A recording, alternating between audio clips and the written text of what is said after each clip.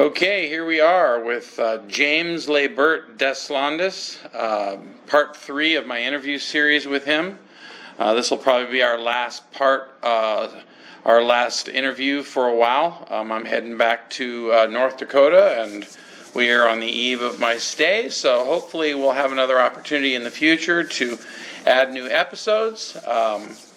Just wanted to thank you in advance, Father, for just sharing your life with myself and anyone watching this in the future. And we were going to go ahead and get started with the first question that I was going to ask you, which would be one of many just odd off-the-wall questions. We've gone through career and family, and then our first was just an opening introduction. So this one's just going to be all kinds of general questions. And our first question for you tonight is what is your definition after 83 years of happiness? Well, I think it really ties into the goals you set for yourself. And I'm happy when I'm able to achieve and something that I go out to achieve. You know, is a goal. I set goals, and I'm very happy when I'm able to achieve them. That's my bottom line feeling about happiness. And happiness is, I'm also happy for other people that are successful. I love seeing my children being successful, and that makes me happy. I love seeing my grandchildren doing good.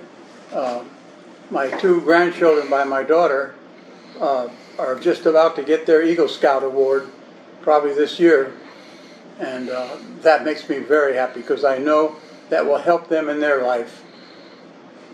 I think that about covers happiness. All right, I love that answer. How about, what is your most memorable travel experience? I'll never forget coming from Panama to Miami, and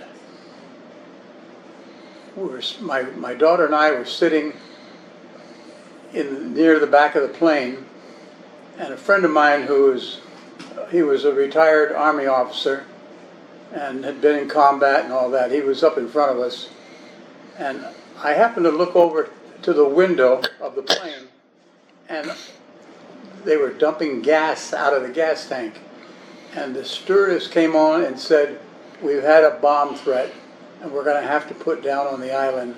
And this is it was a 747, a big airplane, and we were set to land on the field, and everybody, I'm not kidding, people almost panicked. They were afraid the bomb was going to go off.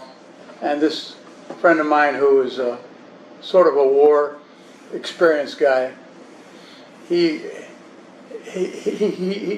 just almost panicked. I couldn't imagine it. And I had a belief that nothing was going to happen. Being a Christian, I thought, well, if it does, God wants us home. But nothing happened. We landed there, and everybody went down the slide. The plane almost went into the water at the far end of the field. And what island was that? Oh gosh, I'll think of it in a minute. Anyway, you know, when you get old, you forget a lot of things. Sure. You're catching me off guard here. But anyway, when we finally got to the slide, and most people had evacuated the plane, the guy said to me, he said, "Well, you people are going to get to go down the stairs." And I said, "Oh, no. I said, I've waited for my time to go down the slide." No way. Yeah. So anyway, I went down the slide, and my daughter and my wife walked down the stairs. But they gathered us all together in the airport, and we were there 12 hours while they searched the airplane for a bomb. And I called, well, we were sitting in the airport, and they put us in a special room, all segregated from everybody else. And we were watching a TV from Miami, and the TV came on telling a story about the plane that was on this island that had the bomb threat. So I picked up the phone and I called the Miami Herald, and I said, "Look, I'm one of the people that was on that plane," and I said, I've taken a lot of pictures with the pilot standing on a table in there talking to the people, and I said it was an interesting experience. I said, I can bring you the pictures and write a little story for you. And he said, "Well, if they find a bomb, he said, we'll pay you, I forget, he said $100 or something. He says, if they don't find a bomb, we'll give you $50. Well, this was back in the 70s. And when we got to Miami, my wife said, you going to take the story there? I said, no, they're only going to give me $50. I'm not going to drive all over Miami for $50. So we headed up to Mississippi, where my wife was from. That's an experience I'll never forget. That's a great story. Thanks, Dad. I thought I remember you telling me that you were forced down in Cuba. No. Or maybe Puerto Rico. Neither one of those. Neither one. St. Croix? No, it's... Gosh, I'm sorry, I can't. No problem. Moving on. So how about, what is your happiest memory? Just whatever comes to mind. I told you that I had always dreamed of playing the golf tour. And when I won my first mini tour tournament, and there were a lot of good players in there. And, you know, being a golf pro had been on my mind all my life, from the time I was a little kid and found these clubs going home. And when I won that tournament with good players, in fact, one of the players, his name was Dan Wood, he had just placed 7th in the United States Senior Open Championship out in California, and I beat him and some other very good golfers. So I was really happy with achieving that. You know, that's like achieving one of those goals. Fantastic. Yeah. Okay, that's a good one. Along the same lines, what accomplishment or accomplishments are you most proud of? Well, I don't want to get into being braggadocious. I've accomplished a lot of things, and I just don't want to sound braggadocious. Yeah, just pick one just that you could elaborate on a little bit. We're talking about something you're most proud of. I'm proud of the fact that all my kids have done well. There you go. You know, I like that answer. I'm proud of that. Fantastic. Let's see. How do you think people will remember you? I don't know. I was sort of a driven person, and there were times in my life where I would roll over people to get things done. You know, I don't know who's going to remember what, but I'm at a point in my life now where all I do is take care of my wife who had a stroke, so there isn't much left to do. Well, I'll remember you as a man I always looked up to and could never even come close to matching your crazy accomplishments. I don't agree with that. Your amazing adventures. No. So if that helps at all, that's how I think a lot of people will see you. Most people you talk to can't even hold a candle to the storytelling that you're involved in on just a moment-by-moment basis to make people comfortable, to entertain them, and all the things that go with it. And you just amaze me. How about, go ahead. There's one thing I'd like to say. Back when I got out of the Army, I went into business in Panama City. And I went broke in business. And I thought it was the end of the world. I was operating 2 putt-putt golf courses and a go-kart racetrack, and I had a small hotel going, and I went bankrupt. And I was so ashamed of that I packed up everything and I went and lived in the Darien jungle near the Colombian border. And I guess that was one of the lowest moments in my life. But my good father found out where I was, and he hired a boat. It took 2 days in this little boat to get down to this near the Colombian border. And he said, "Hey, you ought to come home." He said, "You'll work things out." And things have worked out great. So I can feel like my dad rescued me at that time. What would you say has been your greatest fear in life? Well, you know, I mentioned in one of these earlier things about the school teacher that I threw the racer at after she threw it at me, and all the teachers in my high school thought I was some sort of a, what we call a maleante in Spanish, a bad guy. And she said that I would never amount to anything. And I've accomplished quite a bit. And so I think that answers that question. Fantastic.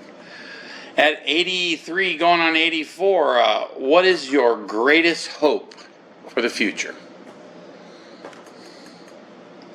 Well, for my kids again, for you, with raising your family and everybody being, I've got three grandchildren that live in Orlando that are 12, 14, and 16, and I'm just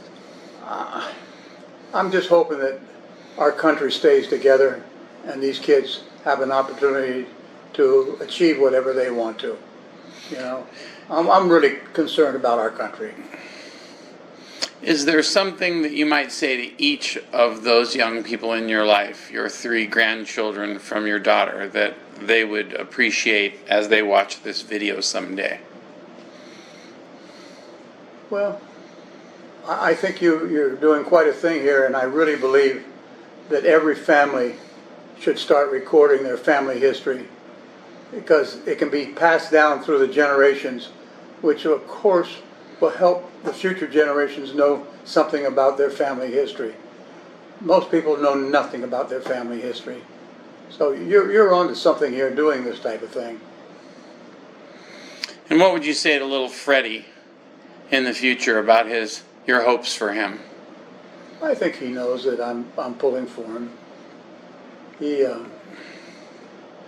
He's a very talented young man, and but he's going to be facing a lot more problems than I had to face. You know, I thought at one time in my life that, boy, it's tough to make it in this world, but it's going to be a lot tougher for the kids coming along now. I just don't like what I see. How about a word of encouragement for beautiful Virginia? That's his younger sister? No, Victoria. Victoria. I got that wrong. Yeah, Victoria. She's a very special girl. Victoria is going to be one of the first girls in America to earn the Eagle Scout Award. She's quite something. She's a super shot. She's at camp right now, and they've assigned her to run the rifle range.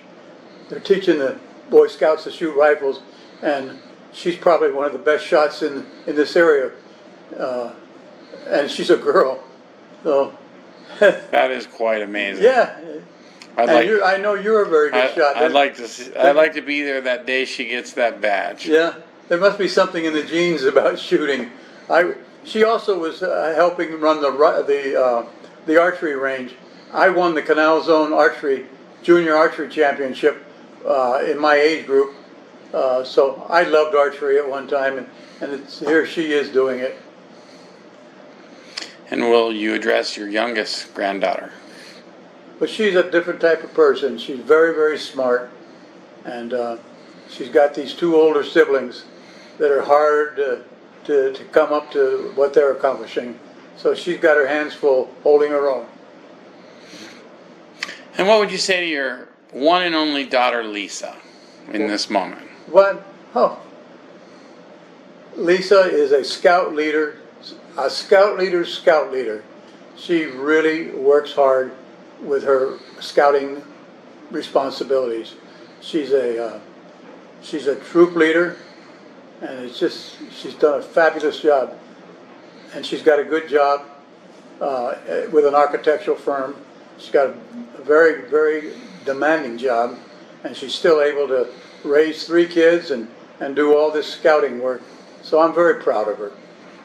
Fantastic. And would you address your firstborn son, Jim John Deslondes, and your feelings about your life with him?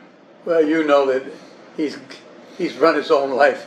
He's in a way, they used to call him surf bums, and he's He's got a sailboat. He loves the ocean, and he's got a skill that he's able to take care of himself financially.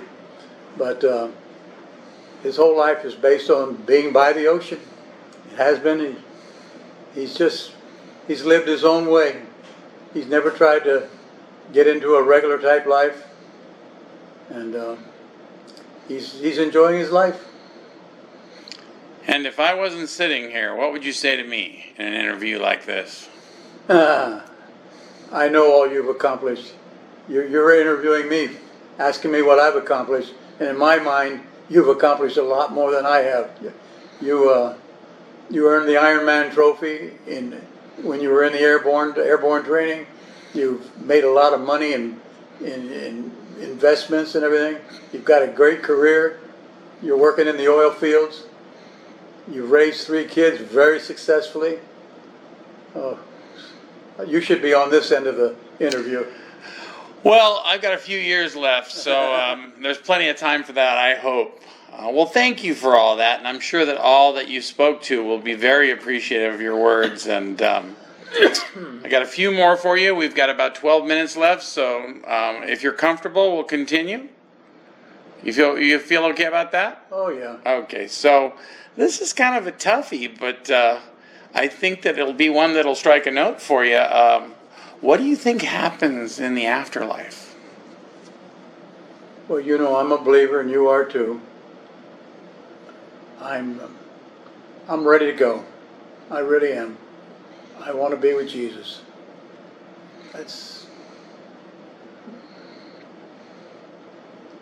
If more Americans had turned their life to Jesus, we would not be having the problems we're having now. I don't see these people running our countries as being God-fearing people, and our country was built on that principle.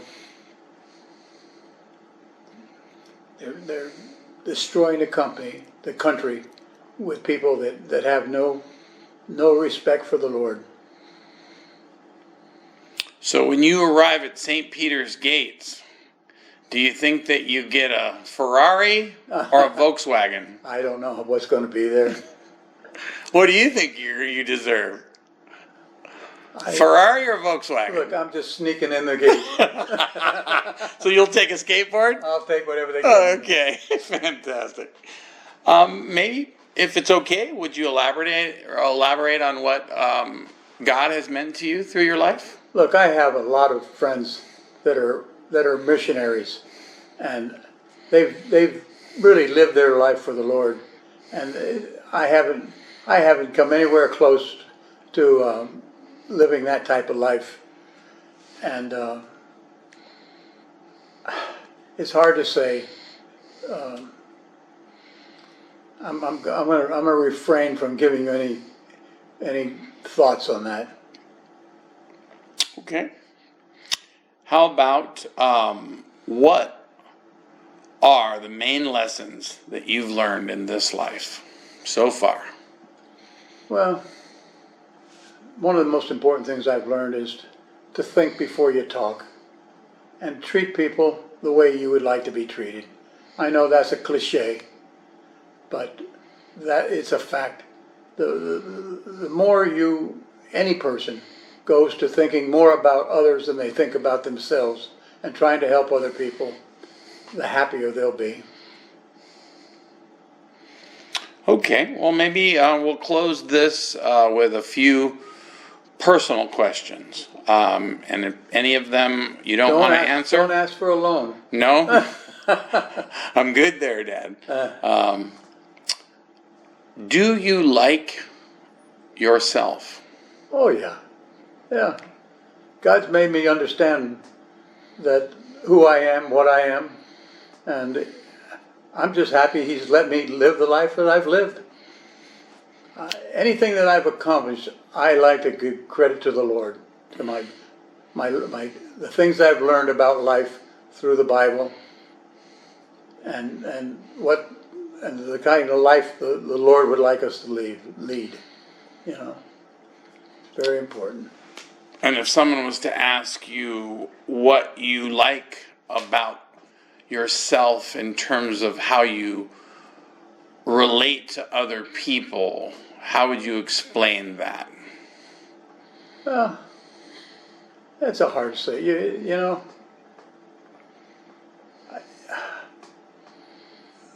I am not a people pleaser.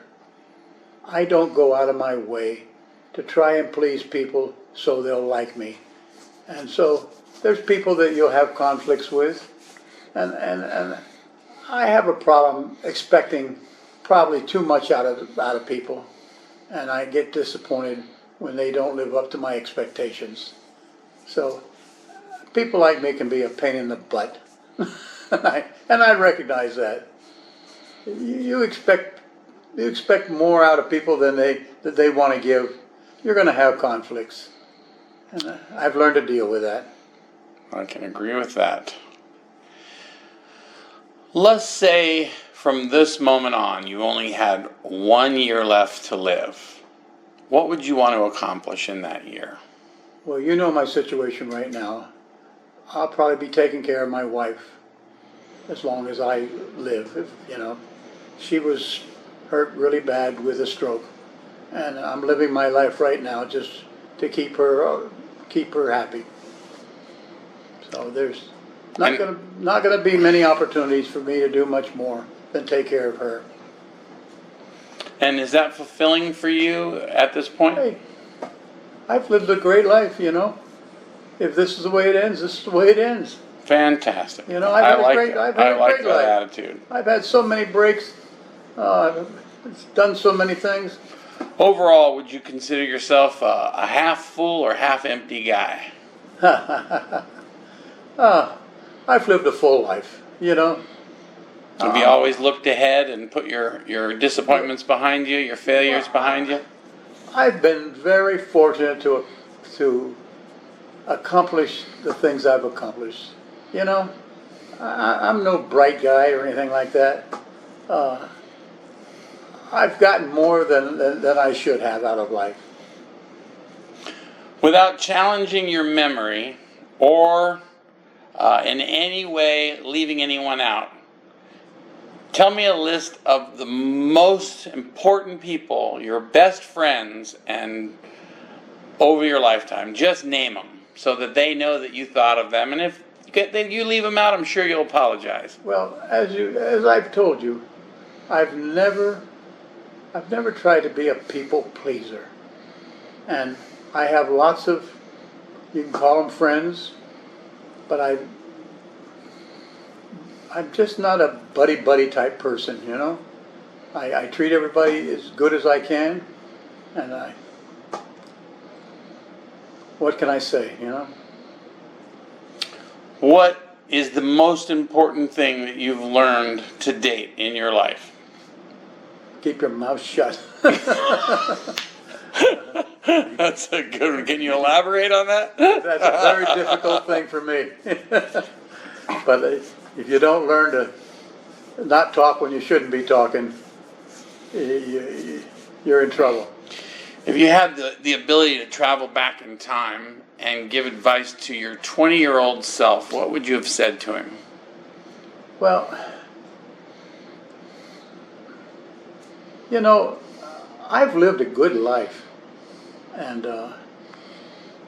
if you answer that question a certain way, in a way you're saying, hey, you're not happy with what you've done.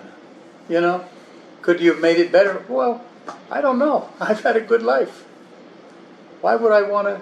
You know, I would have liked to have gotten better grades in school and a few other things, but I have no gripes about the life I've led. Is there anything that you feel like you're holding on to that you should have let go long ago?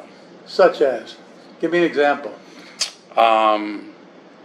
Maybe some resentment towards someone. Maybe something like that.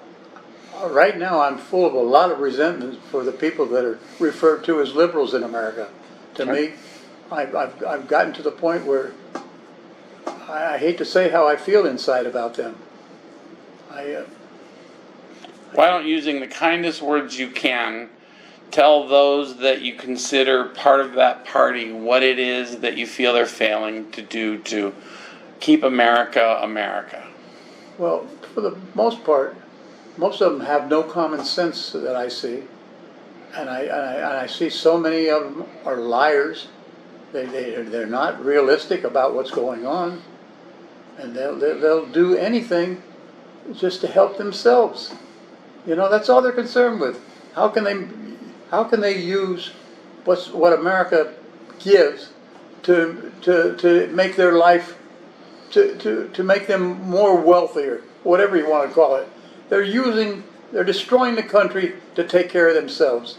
And what they don't realize, if the country goes down, they're going to go down with it. But in my mind, most of them are blind. They don't see that they're part of destroying the country. And so we're getting close to the end here. I'll just ask, who in your lifetime was the greatest president that you believe lived during your lifetime? You don't want to hear it. You don't want to hear it. No, I'll hear whatever. There's a lot of criticism of Trump, but I think Trump, the short period he was in there, was doing so much to help America and to help the people of America. And I know there's been presidents, I've read the stories on Lincoln and all that. They all they're human beings. They all have shortcomings. Trump has a lot of shortcomings, but I like what he was trying to do for the country. And some people believe that he was trying to hurt the country, that he's part of what's going on. But I don't see that. All I see is what he was trying to accomplish. And what is your hope for America? To live by to operate by the principles the country was created by. You know, I call them God-given rights. America has allowed people to use their God-given rights to freedom.